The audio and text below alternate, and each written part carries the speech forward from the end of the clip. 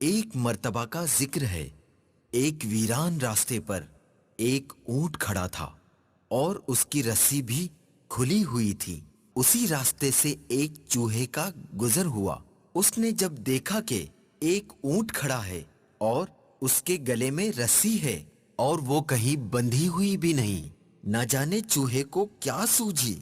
چوہا بڑے فخر سے آگے بڑھا اور اونٹ کی رسی اٹھا لی۔ اب منظر کچھ ایسا تھا کہ چوہا رسی اپنے منہ میں تھامے آگے آگے اور اونٹ چوہے کے پیچھے پیچھے۔ چوہے کی چال ڈھال میں بڑا تکبر تھا۔ چوہا دل ہی دل میں اپنے اس کارنامے پر بہت خوش تھا کہ اتنے لمبے اور بڑے جانور کو میں اپنے پیچھے پیچھے گھما رہا ہوں۔ ہاں ہاں ہاں ہاں، دیکھا، اتنے لمبے اور بڑے جانور کو میں اپنے پیچھے پیچھے گھما رہا ہوں۔ اونٹ سمجھ گیا، چھوٹے سے جانور، تو کس قدر خوش فہمی کا شکار ہے، بس تھوڑی دیر صبر تو کر۔ چوہا اور اونٹ ایک ندی کے کنارے پہنچ گئے۔ ندی دیکھ کر تو چوہا ڈر گیا، چلتے چلتے رک گیا۔ اونٹ رکا اور چوہے سے مخاطب ہوا، اے میرے رہبر، خیریت، آپ رک گئے؟ پیارے مدنی منو، پتا ہے پھر کیا ہوا؟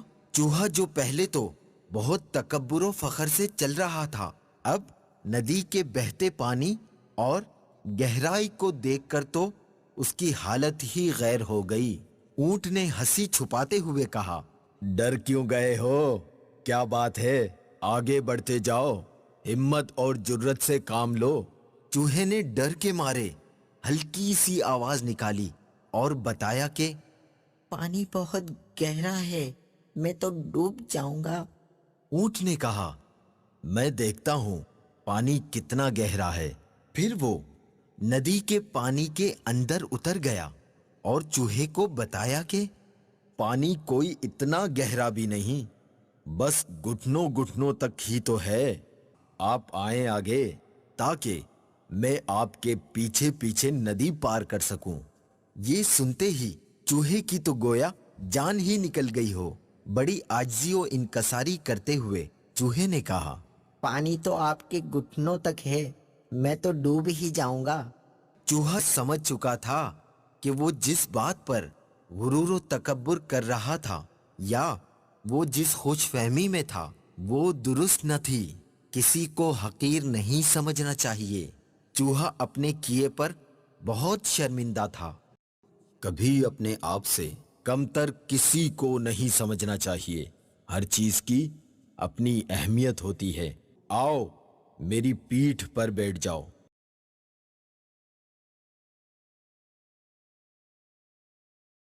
چوہے کی یہ حالت دیکھ کر اونٹ نے چوہے کو اپنی کوہان پر بٹھا لیا